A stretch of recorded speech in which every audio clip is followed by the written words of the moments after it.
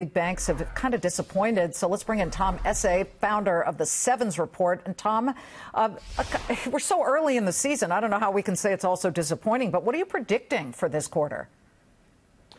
Yeah, hi, Liz. Thank you very much for having me back on. Yeah, it is very early, but so far the results are not great. Wells Fargo, you saw on Friday, posted some disappointing results. Goldman today. It's way too early to draw any conclusions, but the bottom line is we do expect earnings to decline from last quarter. That's the first time we've seen that in almost 3 years. But you're still buying, right? There's always a trade.